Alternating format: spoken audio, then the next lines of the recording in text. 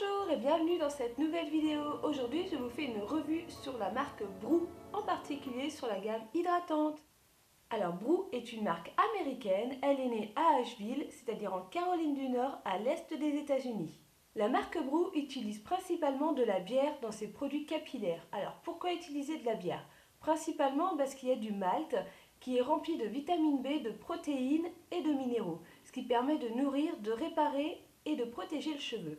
Mais on trouve aussi la fleur de houblon qui est un antioxydant naturel riche en huile essentielle qui fortifie le cheveu et qui apaise aussi le cuir chevelu. Chez Broo, on trouve trois gammes de produits capillaires. On a la gamme épaississante qui est spécialisée dans les cheveux fins. On a la gamme hydratante qui est spécialisée dans les cheveux secs. Et après, on trouve le shampoing pour tous les jours qui est donc la gamme tonique. Et aujourd'hui, je vais particulièrement vous parler de la gamme hydratante pour cheveux secs et abîmés. Alors, la gamme se compose d'un shampoing et d'un après-shampoing. Tous les deux sont cruelty free et vegan mais ne sont pas bio.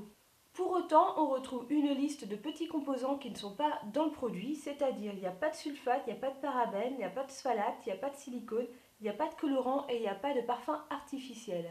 Donc on retrouve à l'arrière des deux produits, des deux bouteilles, une autre liste encore plus exhaustive qui nous dit aussi qu'il n'y a pas de polyquaternium, de phénoxyéthanol, de PEG, de propylène-glycol, de DEA, MEA, TEA et de dioxane, avec une petite pointe d'humour où ils nous mettent qu'il n'y a pas de culpabilité non plus. On peut aussi remarquer que c'est précisé que le pH est neutre. Alors j'avais déjà testé auparavant l'après-shampoing tout seul et j'ai eu envie de tester le combo ultime, l'après-shampoing et le shampoing. Mais malheureusement ça n'a pas été une super joie pour moi parce que l'après-shampoing je l'adore, je l'aimerais toujours, il est vraiment top. Par contre le shampoing c'est purement une catastrophe. Donc au niveau de l'odeur, il est super bien, il sent donc la fleur de houblon, c'est vraiment, ça sent la plante coupée, c'est une odeur de plante, quoi, ni plus ni moins. Ça sent pas la bière comme on pourrait croire, la bière qu'on boit. Au niveau de la texture, je trouve qu'il est assez épais, c'est ce qui est d'ailleurs plus ou moins agréable. Donc j'ai eu tendance dès le début à en mettre pas mal pour pouvoir l'étaler assez bien sur le cuir chevelu. Petit à petit, j'ai commencé à en mettre beaucoup moins parce que j'ai ressenti un effet totalement négatif à l'utilisation de shampoing. Alors en fait, il se rince super bien. On a vraiment l'impression qu'on a totalement rincé le produit sur son cuir chevelu. Par contre, je trouve qu'au moment du séchage, il reste un espèce de résidu sur le cheveu qui est vraiment très désagréable. C'est-à-dire qu'on a vraiment la sensation que le cheveu est toujours humide, même 4, 5, voire le lendemain aussi. On a toujours l'impression d'avoir spécialement des endroits qui restent humides. C'est une sensation très bizarre. Sensation justement d'avoir le cheveu graissé entre guillemets, très huileux, je l'ai surtout eu sur l'arrière du cuir chevelu, l'arrière de la tête. Je l'ai vraiment pas eu sur les longueurs devant, donc au début je pensais que je m'étais vraiment mal rincé les cheveux, ce qui pourrait arriver. Mais non, j'ai vraiment réduit la quantité de shampoing et bien fait attention à rincer abondamment cette partie-là de la tête. Et non, j'ai toujours eu le problème d'avoir une espèce de sensation huileuse, pâteuse, qui s'est retrouvé aussi sur mon peigne avec lequel je démêle mes cheveux.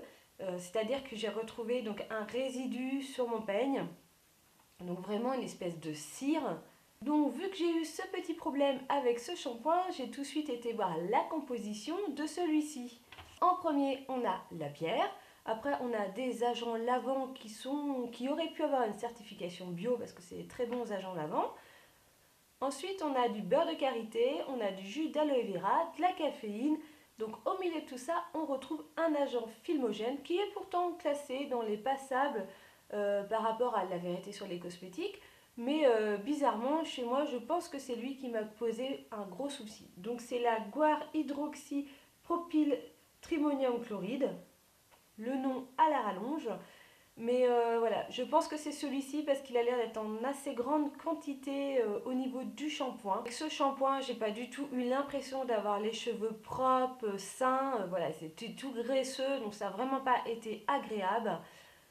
Contrairement à l'après-shampoing que j'adore beaucoup. Le shampoing se compose aussi de 50% de bière. Ensuite, on retrouve de l'alcool, ça reste un petit peu classique dans les après-shampoings.